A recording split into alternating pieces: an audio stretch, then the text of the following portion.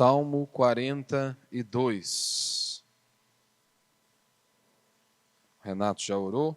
Vamos direto aí para a exposição das Escrituras.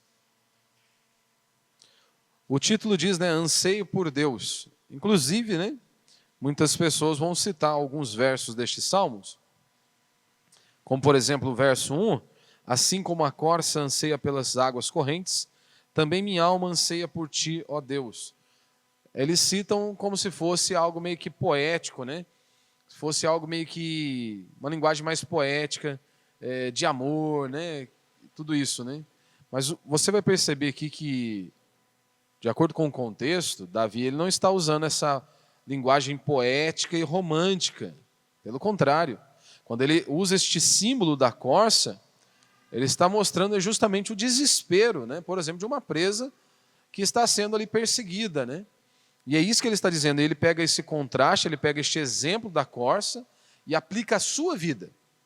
E ele diz, eu estou ansioso, eu desejo a Deus, E aí eu vou explicando aqui ao longo da exposição. Salmo 42. O anseio por Deus. Assim como a corça anseia pelas águas correntes, também minha alma anseia por ti, ó Deus. Minha alma tem sede de Deus, do Deus vivo. Quando irei e verei a face de Deus? Minhas lágrimas têm sido meu alimento, dia e noite, enquanto me dizem a toda hora, onde está o teu Deus? Veja a situação. Mais uma vez, Davi está descrevendo um cenário de profunda angústia, muita dor e muito sofrimento. Verso 4. Derrama minha alma dentro de mim, ao lembrar-me de como eu guiava a multidão em procissão à casa de Deus, com gritos de alegria e louvor, multidão em festa. Ou seja, lembrando do templo, aonde a presença de Deus estava. Agora ele começa a falar consigo mesmo.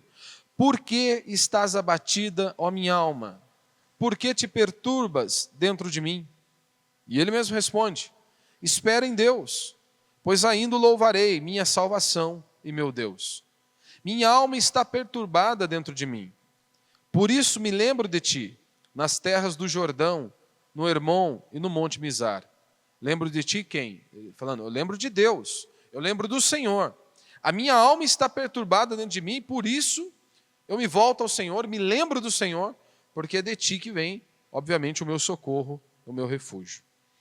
Um abismo chama outro abismo, ao ruído das tuas cachoeiras. Todas as tuas ondas e vagalhões têm passado sobre mim. Um abismo chama outro abismo, Uma das interpretações que as pessoas mais dizem, é que um pecado chama outro pecado. Não está certo, pastor? Por um sentido, funciona basicamente assim mesmo, A pessoa começa com uma mentirinha, daqui a pouco ela vai para o adultério, daqui a pouco parte para o homicídio, assim como Davi. Um pecado vai chamando outro pecado. Mas aqui neste contexto aqui deste salmo, não é isso que Davi está dizendo, não é isso que ele quer dizer aqui. O que ele quer retratar aqui é que parece que você sai de uma dificuldade, sai de uma tormenta e entra em outra. Ou seja, um problema, uma angústia vai trazendo outra. Mas ele diz, as tuas ondas, ele diz que esta perseguição de Saul, esta aflição, esta angústia, ele diz, as tuas ondas estão sobre mim. Mais uma vez, nos fazendo lembrar o que ele já disse nos salmos anteriores. Eu estou sendo objeto da ira de Deus.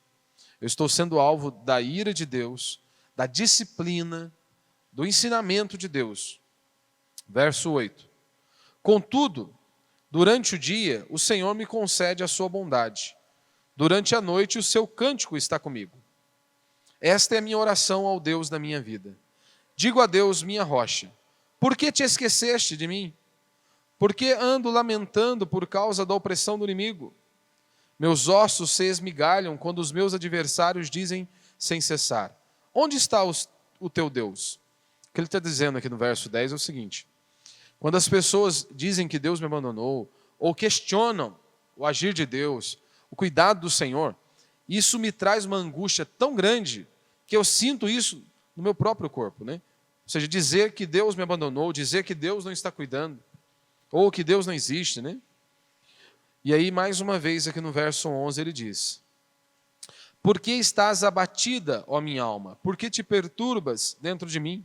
Espera em Deus, pois ainda o louvarei, minha salvação e meu Deus. Até aí. Então, o tema da mensagem hoje é a cura para o abatimento, né? Qual é a cura para o abatimento? O contexto aqui, né, nós precisamos nos lembrar da vida de Davi.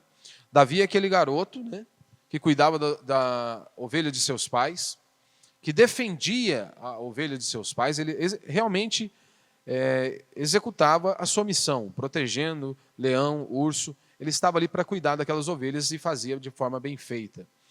E todos nós nos lembramos que tem um gigante afrontando o povo de Deus. Saul deveria ser o primeiro a se prontificar. Tinha estatura, tinha força para isso. Mas diz que o gigante está ali, Golias, está afrontando o povo de Deus por longos e longos dias. Davi vai levar a marmitinha para os seus irmãos, e ele então decide, né? Ele diz, eu vou contra ti não com espada e com canhão, mas em nome do Senhor dos Exércitos. E o gigante, ele realmente é arremessado e é caído por terra, né? E se você se lembra, né, como que Davi termina e finaliza a sua obra, né? Muitos não se lembram, né? Golias foi decapitado, né? A Escritura diz que ele foi decapitado. E aí então começa-se aí então o sucesso de Davi, lembrando que Deus mesmo já havia ungido Davi como rei. Deus envia o profeta até a casa dele e o unge como rei, né? Ele será o rei, né, do povo. E aí durante esse período, as pessoas então agora com a morte de Golias, as pessoas começaram a fazer inclusive canções a respeito de Davi, dizendo que ele, né, Saul feria alguma quantidade e Davi feria muito mais, né? E diz então que Saul, ele parte agora para uma perseguição contra Davi, né? Ele quer destruir, ele quer acabar com Davi. E estudiosos estimam aí que mais ou menos uns 10 anos Davi viveu com essa angústia, né? Com essa aflição, tendo que deixar a sua família, o templo, né? E a sua nação, fugindo de Saul. Então este é o contexto que nós estamos. Algumas pessoas, alguns estudiosos vão dizer que Davi escreve este salmo quando ele estava fugindo de Absalão, né? Calvino e muitos outros servos de Deus acreditam que não, porque a ideia aqui do salmo é de um sofrimento constante, né? Por mais que ele tenha sofrido com Absalão, né, com a dor de cabeça ali com Absalão, mas a dor que ele teve com Saul retrata muito mais, né? Nós podemos perceber que retrata aqui também neste salmo uma profunda angústia, uma profunda aflição. Então Davi, ele deixou a sua família, ele está fugindo desesperadamente do rei, e então ele ergue os seus olhos para os céus e parece que ele não enxerga Deus. Tanto que nós vemos esta expressão, onde está o Senhor? 2 vezes aqui neste salmo. Fugindo do rei Saul, em meio a tantas angústias e aflições, e a situação piora porque parece que ele olha e ele não enxerga a Deus. Onde está o Senhor? Aparece 2 vezes esta expressão. E ele então, para retratar tamanha sua angústia, tamanha sua aflição, e tamanho o desespero pela presença de Deus, porque este salmo ele também vai falar, justamente nos remete à ideia de adorar a Deus, de ter comunhão com Deus, e a figura retratada aqui por Davi é justamente do templo, né? Toda a linguagem que ele vai usar. Senhor, eu não consigo te adorar. Onde tu estás? O templo era a figura disso, aonde Deus habitava, onde a presença de Deus estava. E Davi agora está fugindo, e ele diz, aonde o Senhor está? O que eu mais desejo, veja, perdendo família, esposa, nação, e o que ele mais deseja é o Senhor. E qual é a figura que ele usa para retratar isso? É justamente da corça. A corça correndo de seus inimigos, né, exausta, morrendo de sede, e está ali, procura de água. Davi, ele se enxerga como esta presa. Davi se enxerga ali como esta presa, extremamente limitado. Inúmeras vezes os homens justos, eles se veem assim. Assim como, pastor? Afligidos por algo maior do que eles. Inúmeras vezes nós iremos sofrer justamente porque somos fiéis a Deus. Paulo também usou esta linguagem, né? Como ovelhas, somos levados ao matadouro. Como ovelhas, somos levados ao matadouro. Se você prestou atenção nas Escrituras, nenhuma vez nós somos caracterizados por leões. A Bíblia não diz que nós somos leões, ou a Bíblia também não diz que nós somos homens poderosos, extremamente fortes. Veja a linguagem bíblica usada para descrever o povo de Deus, a linguagem que Deus se utiliza para descrever o seu povo. Ovelha, pessoas fracas, gente fraca é que precisa de um Deus forte. Não é isso que a Escritura diz? Olha, o meu poder se aperfeiçoa na sua fraqueza. Quando eu estou fraco, então estou forte. Só quando nós nos enxergamos assim, extremamente limitados, extremamente fracos. O ensino bíblico ele vai na contramão da teologia moderna, né? Da teologia do coach aí, essa teologia motivacional, aonde os líderes religiosos estão ensinando que você pode tudo, que nós podemos tudo, desde que nós nos dediquemos, nós vamos conquistar tudo que nós queremos. Eles ensinam às pessoas o seguinte: olha, enfrente os seus problemas. Ó ser humano, homem soberano, todo-poderoso, enfrente os seus problemas sozinho e você vai vencer. Davi está dizendo que não. Davi, ele descreve aqui que ele não pode. Um garoto lutando contra o rei, porque já começa lá atrás. Davi talvez não tinha seus 18 anos e estava ali vivendo dias tenebrosos, dias de angústias e dias de aflições. Então é gente que se vê como corça, que busca a Deus, que clama ao Senhor, ou como eu disse aqui no domingo, é aquele que enxerga que ele é pó, que vai buscar o Senhor. É aquele que enxerga que ele não tem o controle, como ele pensa, como todo mundo pensa que tem, o controle da existência humana, é esse que enxerga a sua fragilidade, que busca a Deus. E lembre-se, o poder de Deus, ele sempre irá se manifestar na nossa fraqueza. Quando nós não damos conta, quando nós já estamos ali fracos, então o poder de Deus se manifesta na minha e na sua fraqueza. Mas a pergunta é, o que fazer diante das demandas da vida, que são infinitamente maiores do que nós? O que fazer diante destas circunstâncias, aonde nós somos tentados ao abatimento, aonde nós somos tentados a perder a fé, a desanimar? O que fazer? E ainda mais quando parece que Deus sumiu, assim como Davi está descrevendo. Onde tu estás? Veja, Davi ele está angustiado. E nesse momento, ele percebe que a única cura para o desespero é a fé. No momento sem saída, onde ele não vê saída, Davi está descrevendo que a única solução, a única cura para o desespero é a fé. A fé é a força dos fracos. A fé é o refúgio dos oprimidos. A fé é a morada dos salvos. Então, dentro disso, eu quero falar 3 princípios apenas. Primeiro, a fé se manifesta num desespero pelo culto.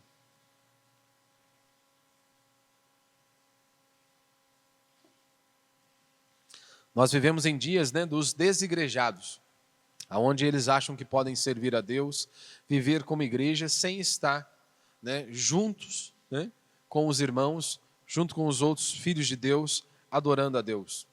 Ah, pastor, mas Deus não habita em prédios feitos por mãos humanas. É verdade. Salomão já disse isso. Mas Deus instituiu esta reunião solene do ajuntamento do povo de Deus. Então não existe essa possibilidade, como a Escritura vai dizer, olha, não deixai de congregar. Mas hoje as pessoas acham que podem servir a Deus do jeito que elas querem, em suas casas, sem se submeterem, talvez um dos pilares para que eles defendam com unhas e dentes é justamente isso, não se submeterem a ninguém, não há necessidade de contribuir com nada e por aí vai. Davi ele está dizendo aqui que a sua angústia por Deus, ela é comparada ao desejo desta corça, que está ali com desejo, ansiosamente, desejo desesperador, em busca de água. Só que Davi, ele diz que esse suspiro que ele tem, esse anseio que ele tem por Deus, é específico. É pelo templo, é de estar onde a presença de Deus estava. Aonde Deus se manifestava. Como que nós percebemos isso? Verso 4. Ele diz, derrama minha alma dentro de mim. Por quê?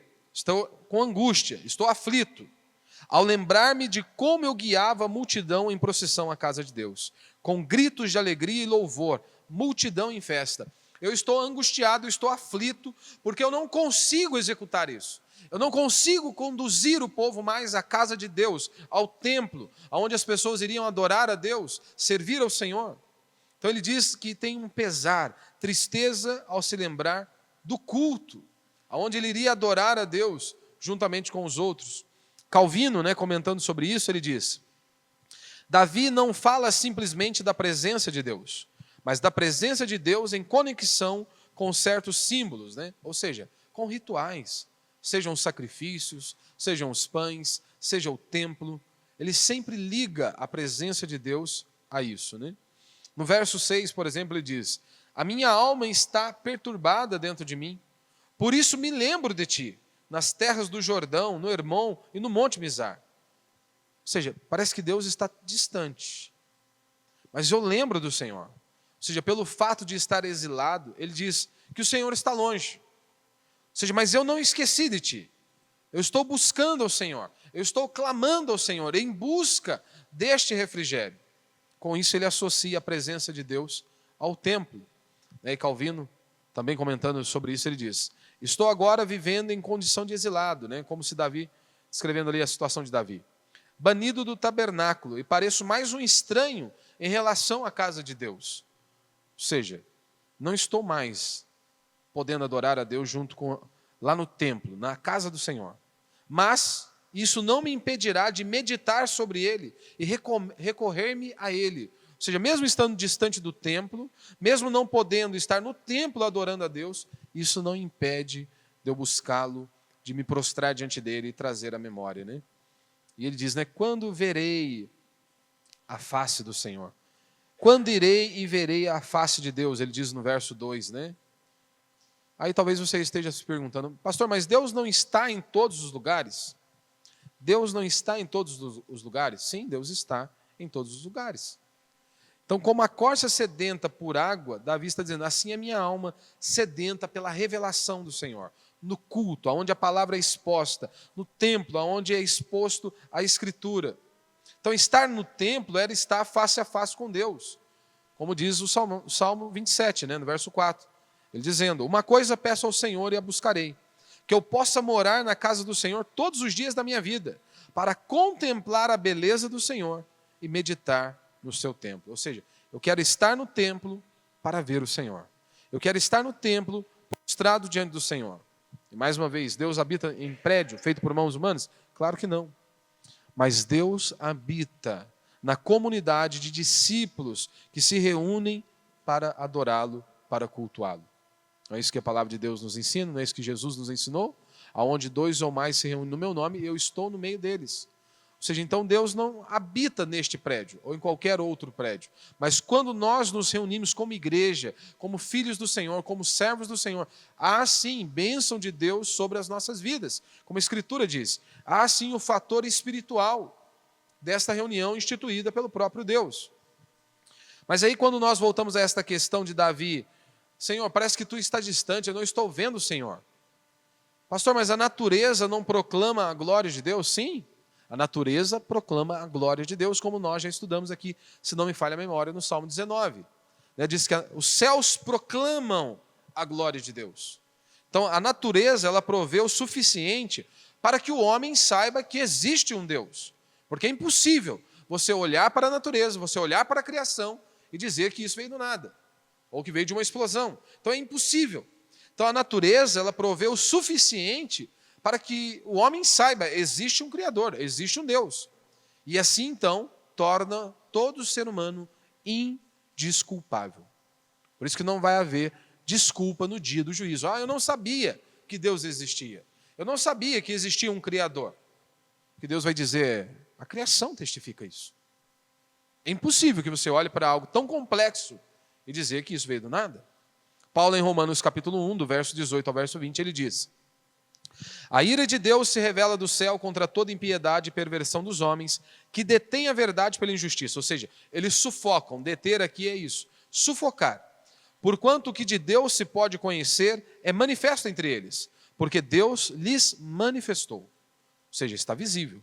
Porque os atributos invisíveis de Deus, assim o seu eterno poder, como também a sua própria divindade, claramente se reconhecem desde o princípio do mundo, sendo percebidos por meio das coisas que foram criadas.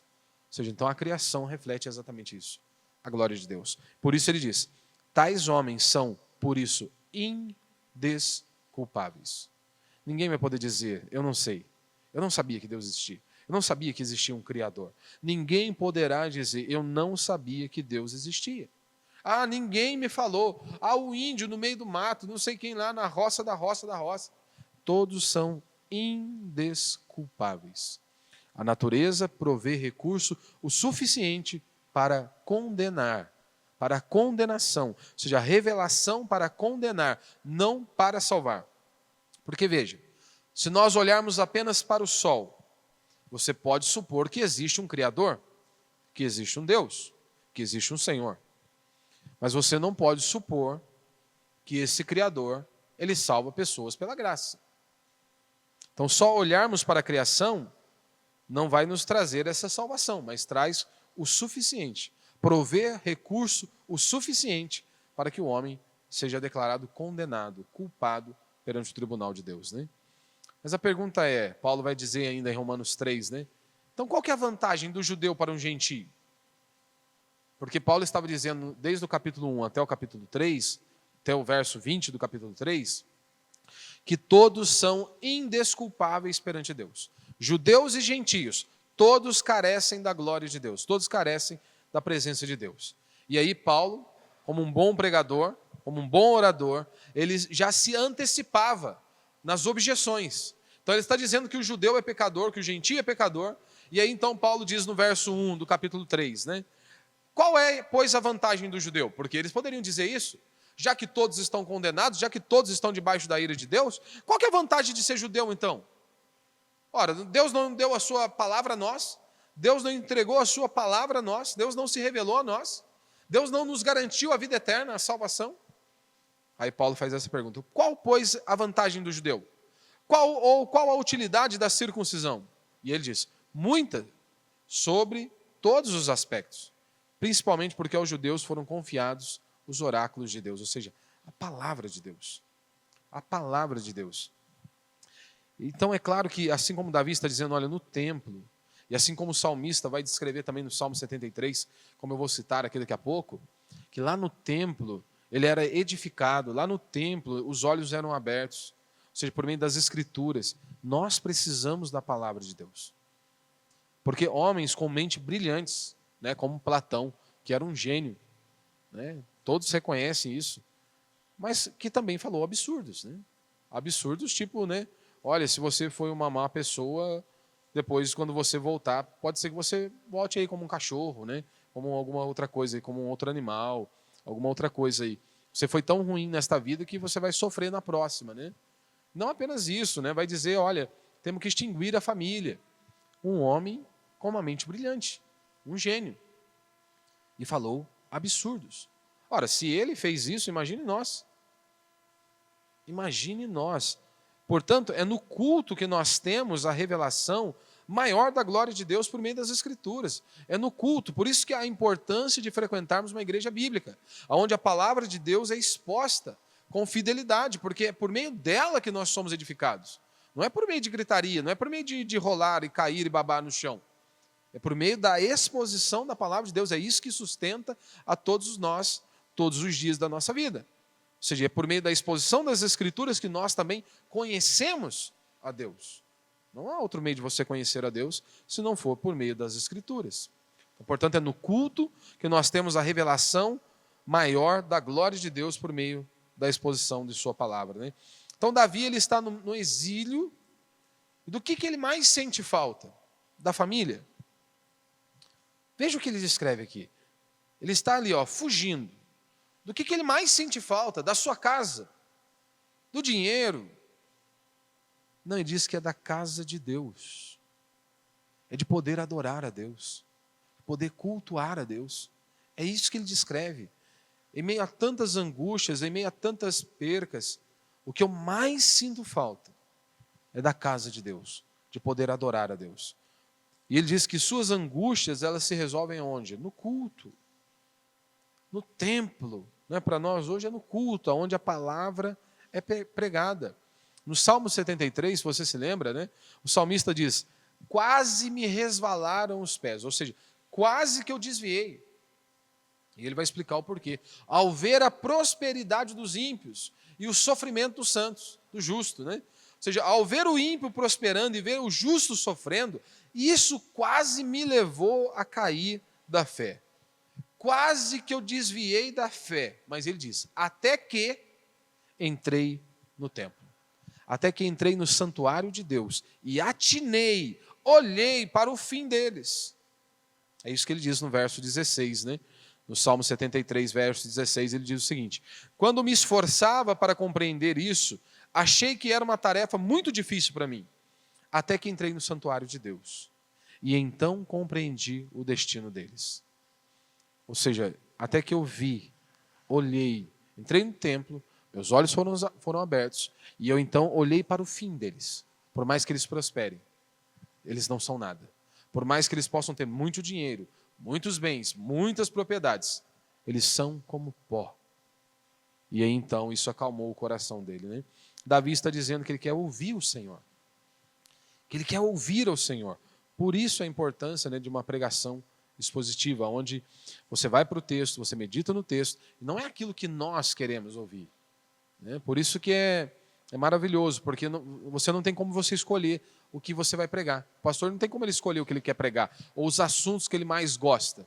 Se você vai seguindo o livro ou a epístola, seja lá qual for, se você vai capítulo por capítulo, versículo por versículo, não tem como eu escolher um texto que me agrade ou que te agrade. Vamos falar na proporção que Deus diz na sua palavra. É para falar mais sobre pecado? Vamos falar mais sobre pecado, é aquilo que está no texto. Vai falar sobre bênção? Vamos falar sobre bênção, de acordo com o que está no texto. Segundo, ele diz, né, que nós aprendemos aqui, fé diante das cataratas de angústia.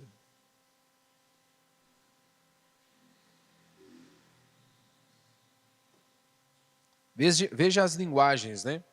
E a figura, né? Veja a linguagem e a figura que ele usa, né? No verso 5 ele diz, as minhas lágrimas têm sido meu alimento. Ou seja, as lágrimas são o meu pão. As lágrimas são o meu pão. Ele diz no verso 5, no verso 11, a minha alma está abatida. A minha alma está profundamente abatida. No verso 11 ele diz, olha, eu ando lamentando todo dia. Ele diz, olha, a minha estrutura está abalada, os meus ossos se esmigalham. É os nossos ossos que nos sustentam, né? É a sua estrutura. Ele diz, olha, minha estrutura está completamente abalada. E ele diz, olha, atingido por vários tipos de angústias, abismo atrás de abismo. Abismo chama outro abismo. Como eu disse aqui no início, não é como a grande maioria vai dizer, olha, um pecado chama outro pecado. Aqui o contexto é uma desgraça atrás da outra. É assim que eu estou vivendo. Sai de uma desgraça, entra em outra. Sai de um problema, entra em outro. E ele usa essa figura, né, das cataratas, né, das correntes de águas, né, toda essa figura para justamente mostrar, né, se você, aqui em Foz do Iguaçu, né, as cataratas ali, você vê aquelas quedas d'água, e é óbvio que quando chega ali, lá embaixo, né, isso vai ter um acúmulo, né, e essa água vai subindo, né. Então as quedas d'água ali é justamente para retratar essas inúmeras aflições, são muitas. São várias quedas d'água, e ele vai vendo esse acúmulo gigantesco, né, de água, né, trazendo para a nossa figura aqui, esse acúmulo gigantesco de água, ele conclui, né, as minhas angústias estão atingindo níveis altíssimos. Eu estou passando por tanta angústia, tanto sofrimento, que isso vai se avolumando a cada dia mais. Parece que vai crescendo de uma determinada maneira que só o Senhor pode socorrer, que só o Senhor pode prover este refrigério. O que nós aprendemos aqui? Mais uma vez, a mensagem que é clara nas Escrituras. Cristãos genuínos passam por sofrimentos. Cristãos, homens e mulheres tementes a Deus, eles não estão livres de sofrimento. Você e eu não estamos livres de sofrimento. E Davi está descrevendo aqui que muitas vezes podemos perceber com a sua própria vida que esses sofrimentos podem ser por longos e longos anos. E não são pequenos, volumosos. Ele diz, olha, dia a dia, como em meio a lágrimas, as minhas lágrimas têm sido o meu alimento. Olha, ele diz, eu ando lamentando diariamente, ou seja, a ideia de algo contínuo. Então a verdade, meu irmão, a vida é dura. E nós temos que nos acostumar com isso. Nosso problema é que nós somos uma das gerações mais fracas que pisou nesta terra. Nós não podemos sofrer. Nós não podemos passar por nenhuma angústia, por nenhuma aflição. E com isso não estou dizendo que você deva buscar. Olha, ore buscando por sofrimento, ore buscando angústia. Não, você não precisa buscar orando essas coisas. Elas virão. As dores virão, as angústias virão.